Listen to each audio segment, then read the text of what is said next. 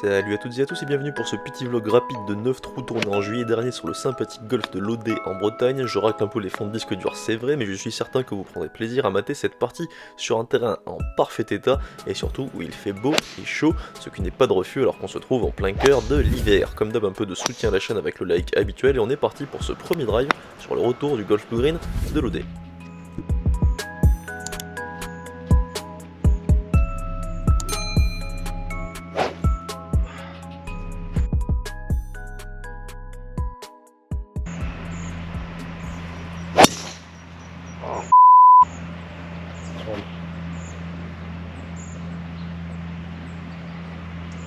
Ça commence à faire cher dès le premier trou.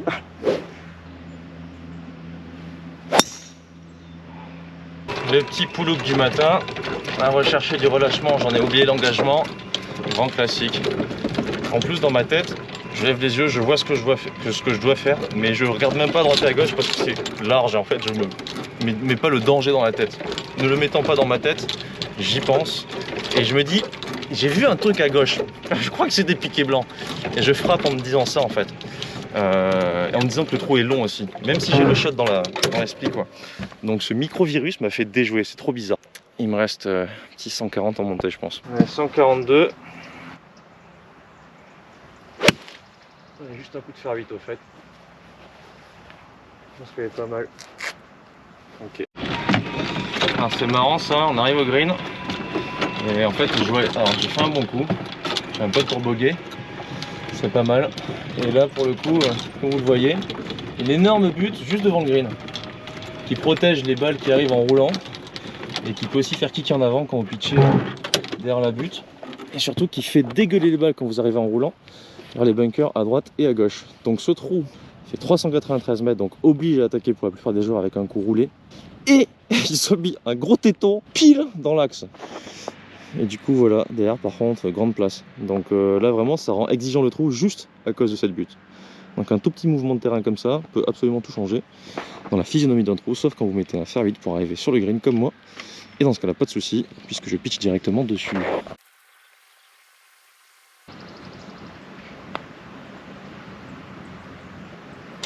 Bim! Un bon bogey avec une tour spéciale 3. Voilà. Allez, bon bogey au trou numéro 10, parce que là on est sur le retour. Là il y a un arbre, il est à 185 mètres. Et donc là il y a une barrière d'arbres. Je pense que si je la fly au drive dans cet axe là, je suis pas si mal. Le trou fait 310 mètres. Par contre les arbres en face sont à 228 ou 230 mètres. Donc ça fait comme ça. Soit je place un coup de fer, comme ça je m'arrête jamais au-delà du fairway, je vais pas dans la forêt en face. Et du coup je m'ouvrirai vers un angle à peu près vers les 100 mètres pour le green, peut-être même un peu moins. Soit je tente ici alors que je ne connais pas le parcours. Et je fly tout et je pense que ça s'ouvre à droite. Et c'est ce que je vais faire. On va y aller. Taper par-dessus le foin. Elle est énorme. Je sais pas si c'est la ligne. Donc là, première zone à gauche, lay-up, ça dégueule vers leur mythe, attention. Vous aurez un second coup avec les pins, sinon il faut smash à droite ici. Comme ça, vous vous rapprochez du green. Allez, un petit 50 mètres je pense, je prends la distance.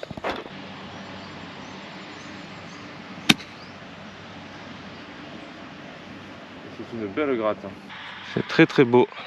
Grande leçon que vous avez grâce à moi, toujours venir voir une approche à moins de 50 mètres près du green. Clairement j'aurais vu qu'il fallait jouer à droite, pour que ça revienne avec la pente. Donc là si j'avais fait un bon chip, j'aurais fini à gauche de 5 mètres, j'aurais fait oh, qu'est-ce qui se passe. Et en plus de ça, ça permet de se rendre compte de la pente et du vol de la balle de biais. Donc on l'aurait imaginé pouf, partir là, à terre ici. Quand on recommence le coup d'essai depuis là-bas, on se réimagine cette trajectoire, on se rend compte qu'il faut imaginer la balle tomber beaucoup plus loin que ce que l'esprit voit, c'est-à-dire un point de chute juste après le bunker qui finira forcément beaucoup trop court. Donc là en fait il faut imaginer un vol de balle plus prononcé que ce qu'on voit là-bas à cause de la pente, le fait que le green soit un peu surélevé, pour contrer en fait l'imaginaire qui va vous faire chipper trop court, parce que ça c'est très classique, hein. Terminer court sur un coup de 50 mètres en montée comme ça et d'en faire que 30, c'est très très classique. Donc il faut vraiment se baser sur le fait qu'il y a parfois des jeux visuels, et quand c'est comme ça il faut en mettre beaucoup plus que ce que le cerveau a envie de mettre. C'est ça qu'il faut retenir. Donc là très à droite et du dosage.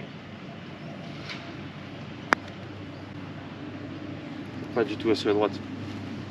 C'est pas du tout assez à droite.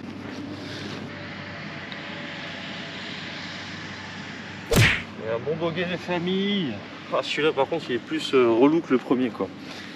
Celui-là j'avoue je le vis un peu mal. Allez, après ce démarrage un peu compliqué, c'est pas grave, ça fait partie du golf, ça aurait pu être 2 bogeys mieux de partie. Après 4 birdies, ça peut être l'inverse, n'est-ce pas? On va faire un joli touchon des familles qui va prendre la butte et qui va revenir sur le green. Ah merde. Il y a une balle qui vient d'arriver ici, c'est bien ce que je pensais. Bon, après ce magnifique coup de fairshot de 135 mètres, 135 mètres, je vais arriver. Je sais pas si ça vous fait ça de temps en temps quand vous jouez au golf, mais je suis à la fois raide comme un piqué et mou comme une chic. Petite chip début de green, tranquille au bilou. De toute façon aujourd'hui ça va être tranquille au bilou. Je vais pas du tout la faire kicker là. Oh, c'est terrible. Bon, c'est maintenant que sonne la révolte. Ah bordel. L'air breton ne me sied guère. Allez, fond de trou à droite. On y croit, on y croit. Un peu d'agressivité dans ce putt s'il vous plaît. Il suffit de le dire. Ah, au moins il y a le putting, c'est déjà ça. Ah, je suis vraiment pas dans mon assiette, là j'ai pas assez dormi. Mais, il y a un par 5 qui arrive et on m'a dit qu'il y en avait 2 de suite au retour. C'est peut-être dès à présent avec un trou de 463 mètres. On ne voit rien, en tout cas si. On voit que ça descend, que ça déverse un peu à gauche, donc ça donne envie de taper fort tout droit pour aller en direction des arbres ici et prendre la butte, je pense, et dégueuler et arriver, rouler sur les trous en 1 sur un par 5 de 463 mètres. Et c'est là où vous vous dites, putain, c'est vrai qu'il a l'air vraiment fatigué le pauvre. Hein. On va lui mettre en commentaire qu'il faut qu'il dorme un peu plus. Donc là, ça donne vraiment envie de mettre une ogive, la petite clacounette. On va marquer ce trou au fer rouge.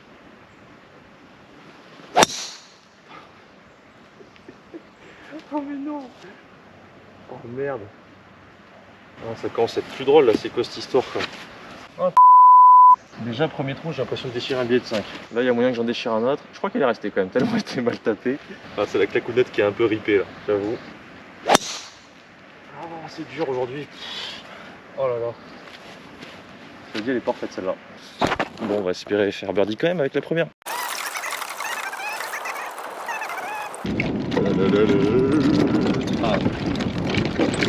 Ah. Oh, elle est là. Je pense que c'est pas du tout la distance à laquelle elle est censée être si je tape une bonne mise en jeu. Coup de fer 8 un peu tendu là. Au lieu des 135 de droite. Ok, c'est le jeu safe. Donc ma deuxième balle pour info est ici. Donc je me suis mis... Je vais regarder au Bushnell, c'est marrant ça tiens. Alors certes j'ai pris les armes mais quand même. Je me suis officiellement moi-même mis 76 mètres. En fait, il n'y aurait pas cette butte là. Encore une fois, c'est la même chose. Si c'était parfaitement plat, tout le monde aurait visibilité vers l'obstacle d'eau, le green. Et je pense que ça jouerait un peu plus agressif. Là, avec la butte, sachant qu'il y a l'eau derrière, les joueurs vont jouer des cannes de moins, un peu ce que j'ai fait. Donc du coup, vont finir un peu court sur leur deuxième coup. Du coup, arrivent à l'endroit le plus rétréci. Donc cette butte là visuellement elle change complètement encore une fois le trou en entier. C'est là où on comprend dans l'architecture de golf que les mouvements de terrain font vraiment la différence. Ça apporte des craintes, des incertitudes, etc. Alors j'ai 120 mètres, malheureusement ma balle est dans un, je pense, un ancien divot. Ou un peu punché. Normalement celle-ci est parfaite. Elle est parfaite. Donc je suis un peu moins près que ce que j'aurais voulu et imaginé. C'est pas donné, mais ça peut quand même faire 4 avec une mise en jeu qui aurait pu sortir. Ah,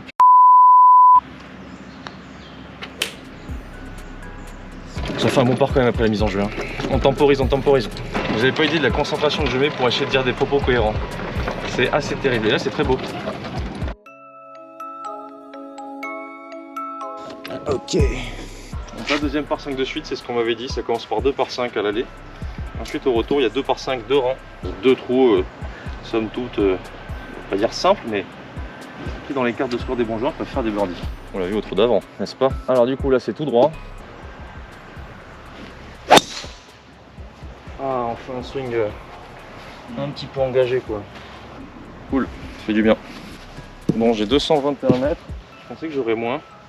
Avec le vent contre, parce qu'il y a un petit peu d'air contre, je pense que ça aurait été un bois 3. Le truc, c'est que 238 mètres, il y a les arbres derrière. Ce qui veut dire qu'il ne faut pas être long. Et 238 mètres même vent contre, je pense que le bois 3, si je la claque bien, livre. Donc là, malheureusement, je vais prendre le club du dessous, même s'il y a des bunkers qui sont devant et qui risquent de me gêner avec ce club, mais je vais essayer de la stroker la plus parfaite possible. Ok, c'est un bon shot. On avance. Ouf, c'est bon, elle a fait ce que j'avais dit. Ouais, je crois que j'ai un peu de pourri gueule.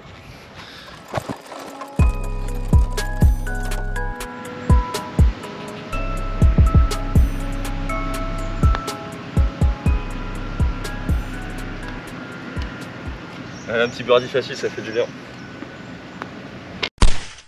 C'est diesel, 2 bogeys, 2 parts, un premier birdie, un second birdie. Un bon golfeur est souvent superstitieux. C'est des manières de penser, on va dire, qui permettent de se sentir plus à l'aise devant la balle, d'une manière complètement subjective et en effet placebo. C'est pour ça que c'est important, et du coup, il vaut mieux que ça soit toujours positif plutôt que négatif. Donc, je veux dire 2 birdies de suite, est-ce que le trou va me le permettre? Est-ce qu'il va m'offrir la possibilité? Est-ce qu'il va m'appeler à faire le birdie? Peut-être. Par 3, 143 mètres, c'est pas très long, donc je pense que cette distance, quel que soit le drapeau, je l'attaque. Donc pourquoi pas de birdie. Donc là, je vais taper un fairway smooth qui devrait faire l'affaire. Donc en plein swing, mais avec une balle un peu haute, ce qui me permet de perdre 2-3 mètres.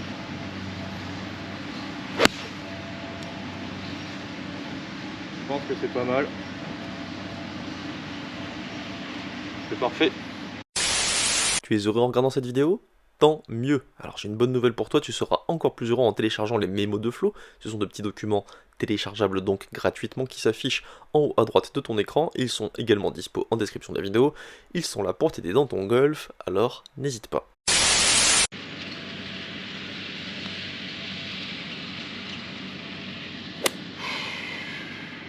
Bon bah on voit pas grand chose.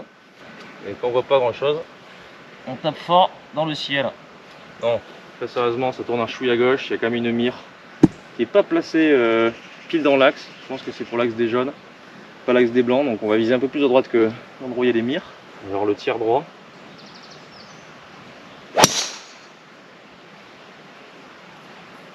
J'ai bien fait de viser un peu à droite, ça a l'air de déverser à gauche. Et il me reste 114 mètres, et du coup le danger il est à gauche évidemment. Pour l'attaquer, il n'y a pas le choix vu la pente, c'est de viser par la droite, deuxième bunker. Je vais quand même essayer d'aller chercher le drapeau, hein. On n'est pas là pour rigoler. Donc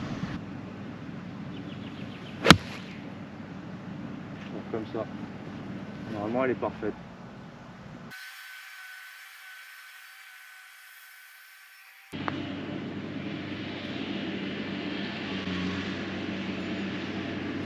J'arrivais pas trop à le voir avec les jeux d'ombre, de lumière. La pente n'était pas claire. Je sais que mon taux de réussite ici est quand même très faible. Donc je me suis dit, un petit quoi pousse là dans un rayon là, puis terminé quoi. Très intéressant ce trou là. Donc un par 4 de, je crois, marqué 359 mètres, 360 en gros. Avec un dogleg sur la gauche. Sur le dessin, on voit un obstacle d'eau, mais on ne l'aperçoit pas depuis le départ. Et on voit que tout déverse à gauche, donc il faut faire attention. Ça fait malheureusement une belle pointe. Donc ça va perdre un bon petit 15-20 mètres au total.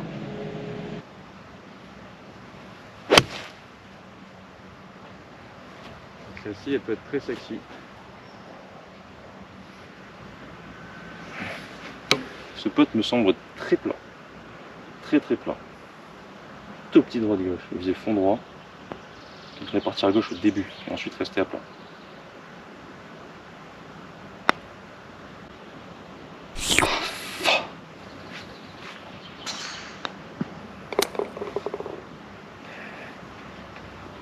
C'est très léger, mais démarrage, je sens mes pieds plus bas que la balle, donc la balle sort à gauche. Et après, elle prend le gauche-droite. Donc du coup, de la vitesse, ça n'a pas suffi. Allez, on arrive au 18, par 4 de 372 mètres. Certes, c'est large, mais c'est un peu en biais comme ça, de la gauche vers la droite, avec une butte qui ramène soit sur le fairway, soit dans ce qui semble être un obstacle d'eau à droite, voire dur limite, je sais pas trop, je pense que c'est un canal et de l'eau. Et à gauche, ça s'ouvre. Donc en fait, c'est tout droit, mais en réalité, il y a quand même une diagonale, ça fait un micro dogleg. Donc là, vu qu'on est désaxé par rapport à ce fairway qui est de gauche vers la droite, il va falloir faire attention. C'est plutôt un jeu de slice sur ce trou. On s'appuie à gauche, on la laisse revenir. Donc ça appelle au fade. Donc là, moi, je vais taper ni un fade ni un draw, je vais taper un coup tout droit. Désolé, hein, je sais faire ça. Si elle fait un fade, si elle fait un draw, en gros, elle va rester. Quand j'ai des coups droits, c'est des coups avec peu d'effet, pour être précis. Ce sera un petit fade, mais petit fade. Parti un peu à gauche et le revient au milieu.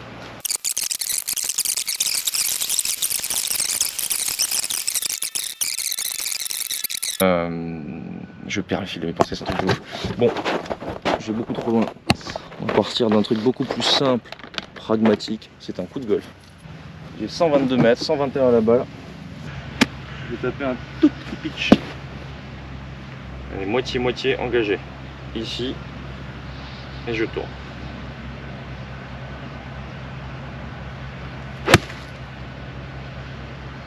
Un peu trop tenue, elle sort à droite, mais ça va faire la distance, je pense. Ah, c'était pas ouf. Donc sur ce swing par exemple,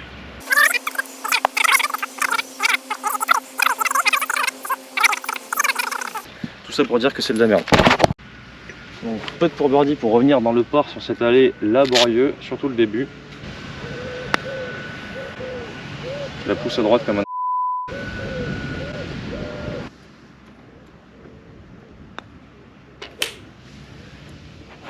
Allez en plus 1, j'ai un peu sauvé les meubles au début, ça aurait pu être mieux à la fin, un peu loin des mâts, donc forcément les putts pas faciles à rentrer.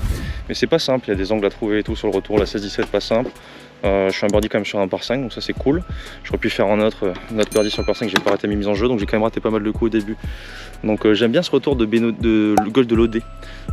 Très joli dans les pins, il y a quand même pas mal de mouvements de terrain au début, je vous ai montré avec les buts. Et intéressant là, avec les belles lumières du matin. J'espère que ça vous a plu, un petit like ça m'aiderait bien. Et je vous dis à bientôt, salut.